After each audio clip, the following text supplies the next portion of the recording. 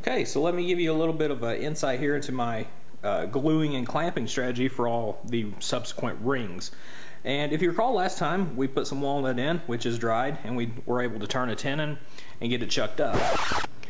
Oops, sorry about that. I seem to have misplaced the video. But this is a very noteworthy step, and I felt it necessary to go back and explain to you what's going on here. So if we can pretend for a second that this would be our lignum vitae ring, and of course behind it is our walnut. So when we were surfacing this lignum vitae, I said we needed to wait before we plug the bottom. And the reason for that is if we think about the way these rings are constructed, it starts with a linear piece of wood, basically like this, and we're cutting our 15-degree segments out of it. What that means is we're gluing together almost entirely in grain, which as we all know is a very weak joint. So if we were to try and plug the bottom of that lignum vitae, more than likely we would just bust the ring apart. So what we needed to do was wait until we glued the next ring on, in this case the walnut ring. And what we now have is a long grain to long grain connection, which is a very strong joint. So basically the walnut ring is now supporting the lignum vitae ring, and now it is safe to go ahead, turn a socket, turn a plug, and mate them together. Now as far as turning the plugs, what I do is I actually taper the plug ever so slightly, about a half a degree, maybe a degree. I don't measure, I just do it by eye. And of course you want to match the socket to the same angle. Now if you were to try and do a 90-degree plug and a 90-degree opening, it's very difficult first to get them to match exactly. And even if you do, you will probably still see a glue line coming around here. But by tapering both pieces, what we can do is push it in there, and it's going to push until basically, and you can probably hear that, it's a nice snug fit. It's going to keep pushing in there until it seats itself nice and tightly. Now you don't want to go overboard and just keep driving this thing on in, because you will still split this wood. But just go ahead, get it in there nice and snug, and then maybe go back in with a mallet and just tap it one time just to really seat it. But that's all you want to do. So that will eliminate the glue line, and as you can see, it's still sticking up, and that's done on purpose. Because what we're going to do after the glue dries is turn a tenon out of just this bottom piece. That will allow us to flip it around, chuck it up, true up this face now, and add the next ring in the series. When that one dries, we will true that face up, add the next ring in the series, and continue building our bowl that way. So, sorry about the confusion, but on with the rest of the videos. And what that allows us to do is then, of course, flip it around and mount it on the lathe like normal. And we now have access to this top ring. So if you recall, what I told you to do was only surface the bottom of all the rings. And that's because now that we have access to this, we can surface each new ring on the lathe. And so with this one surfaced, you'll notice that I didn't surface the entire width of it. And that's because I took the next ring in the series, lined it up here, drew a pencil line, and then taking a bowl gouge, I just knocked off what was on this side of the line, and that gave us a lot less material to remove and flatten over here. So after that was done, we simply did our little compass trick and drew some crosshairs, and we're ready to add our next ring. So we'll glue this one on, and of course this one is still rough, but after the glue dries we'll surface this ring and just keep repeating the process until the entire bowl is built. So let me tell you a little bit about the way I clamp these. First thing is I can understand how tempting it would be to start knocking over all these corners and start rounding them over as you build the piece. And you don't want to do that, mainly because when you go to apply your clamps, if this is rounded over, you won't have anything for your clamps to bite onto. They'll just want to slip off.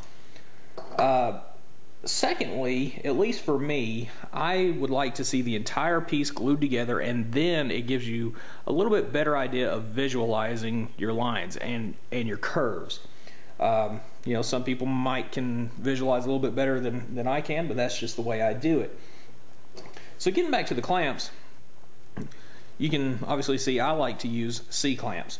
And they work good for me. They're a multi-use clamp. I can use C-clamps elsewhere in the shop, not just for bowls.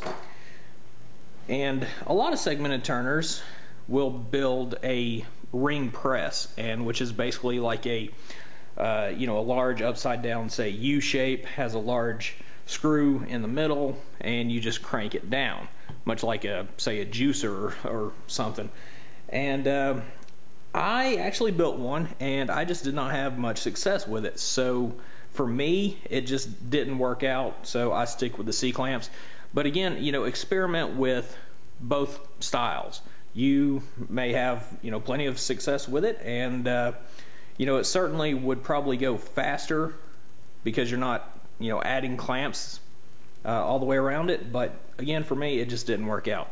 So what I'm going to do is go ahead, put glue on both rings, get them lined back up, get them clamped back up, and I'm going to do this to the rest of the layers. And so hopefully the next time you see this piece, all the layers will be attached and we're ready to start turning. Okay everybody, so as you can see, we finally have a completed blank. All the layers are glued together. Everything so far has come out pretty nicely. And now we're ready to actually mount it to the lathe and start turning this thing. So how do we do that? Well, we still have our tenon here, and we could leave it chucked up and you could turn the outside and of course the inside. However, for me anyway, I pretty much like working left to right. I like having the bottom exposed. As I start turning it, I have more access and it's just easier for me. So what you have to do is somehow reverse this now. So you could just go ahead, use your MDF and your crosshair trick, line it back up like we have been this entire time, hot glue it on and start turning. Problem is, the MDF is going to restrict getting all the way to the top, and if we hot glue it along these edges, basically we're going to turn off our hot glue and there's going to be nothing holding this thing on there. So what I typically do is I will go in and I will turn me a slight recess in here, and from that I will take another smaller piece of MDF, turn a tenon to match, and put it in there to where it fits nice and snug. I will go in with the hot glue gun, just hot glue this in place, and now I can go in with my chuck, turn the entire outside, have access to the top. And now I'm still going to go ahead and leave this tenon because ultimately we will go ahead and chuck this thing back up again to turn the inside. But by doing it this way, we're assured that everything stays exactly centered, so we're not going to have any wobble in it. So I'm going to go ahead and get this hot glued in, meet you guys over at the lathe, and we're going to start turning. Well, we finally got it mounted. As you can see, there's the MDF plug that's hot glued in that's actually holding it. So again, my procedure is basically to shape the entire outside, and we will leave this tenon, we'll true it up, make sure it runs concentric, and then I go ahead and I sand finish the outside. I'll flip it around, holding it by the tenon, turn, sand, finish the inside. Then at the very end we'll go back and either jam chuck it or vacuum chuck it to finally clean up that bottom at the very end. So let's get to turning and see what this thing looks like. Well, it's been about 10 minutes, and as you can see, we've got the outside of this just about done. I'm still going to go back and clean it up a little bit, but for the most part, that is our basic shape. And as you can see, we've got lots of nice multicolored shavings here. And the good thing about segmented turning is you are turning pretty much all long grain. There's no end grain. All the end grain has been glued together. So you don't have hardly any tear out, which is always a good thing. It sands up much, much nicer. And of course I just roughed it out with a bowl gouge, and then I always go back with my round nose scraper and kind of just clean up the shape a little bit and get those really nice fine shavings so that sanding is kept to a minimum. But that's basically it. And so I'm gonna work on this a little bit more, and I'll give you guys an update after we get the finish on, and we'll keep going.